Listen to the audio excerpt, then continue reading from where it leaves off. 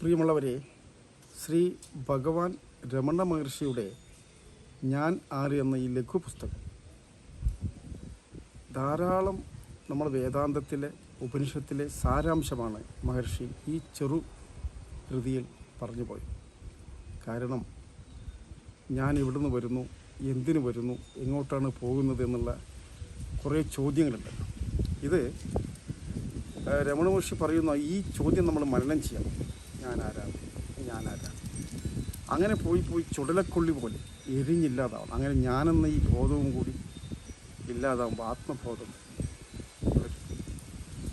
ഈ ആത്മജ്ഞാനം ഇല്ലെങ്കിൽ നമ്മുടെ ജീവിതം എന്ത് കിട്ടിയാലും നമുക്ക് സംതൃപ്തിയാവില്ല. നമുക്കറിയാം നമ്മൾ പലതും നേടുന്നുണ്ട്, അത് കഴിഞ്ഞാൽ അത് വിസ്മരിക്കും, പിന്നെ അടുത്ത നേട്ടത്തിനായിട്ടുള്ള ഓട്ടമായി.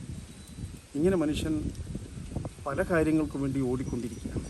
ഇവിടെ സ്വയം നമ്മൾ മറന്നുകൊണ്ട്, ഈ എന്നെ മറന്നുകൊണ്ട്, എൻ്റെ അസ്തിത്വത്തെ മറന്നുകൊണ്ട് നമ്മൾ ഓടിക്കൊണ്ടേയിരിക്കുന്നു. പലതും വെട്ടിപ്പിടിക്കാൻ വേണ്ടി മത്സരിച്ച്, അങ്ങനെ മറ്റുള്ളവരെ ആധിപത്യം പുലർത്തി നമ്മളങ്ങനെ പോവാണ്.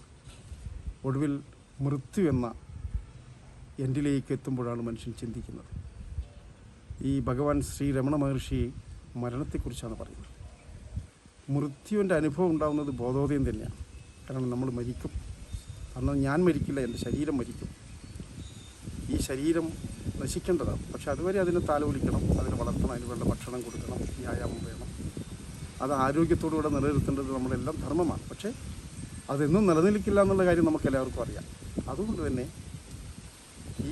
ഇതിൻ്റെ ഉള്ളിലുള്ള ആ ചൈതന്യത്തെ, ജീവനെ, ജീവസ്വരൂപത്തെ നമ്മൾ അനുഭവിക്കുക എന്നുള്ളതാണ്. അപ്പോൾ താനായി തന്മയമായി മാറുന്ന ഒരവസ്ഥയിലേക്ക്, അതിനാണ് സാധന എന്ന് പറയുന്നത്.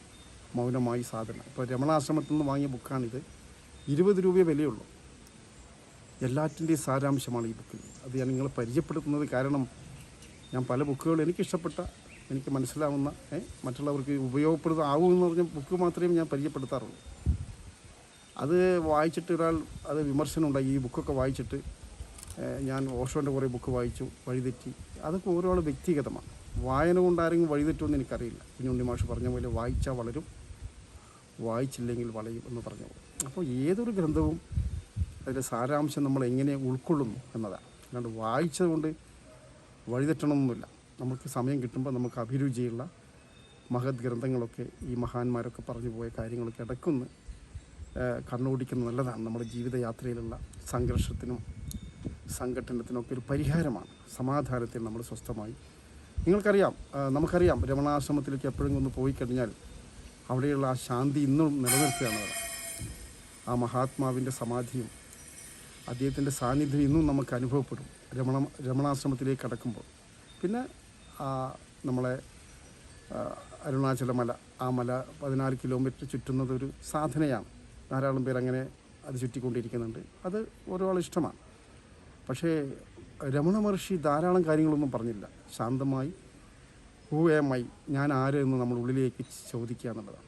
ആ ചോദ്യം നമ്മെ തീർച്ചയായിട്ടും സത്യത്തിലേക്ക്, ദൈവത്തിലേക്ക് നമ്മെ എത്തിക്കും. അതിനുവേണ്ടി നിങ്ങൾ എപ്പോഴെങ്കിലും രമണാശ്രമത്തിൽ പോകുമ്പോൾ ഈ പുസ്തകം വാങ്ങിക്കാൻ മറക്കരുത്. 20 രൂപയെ വിലയുള്ളൂ. ഇത് ഈ ദിവസം നിങ്ങളെ പരിചയപ്പെടുത്തിയതിൽ എനിക്ക് അതിയായ സന്തോഷമുണ്ട്. നന്ദി, നമസ്കാരം. വീണ്ടും കാണാം.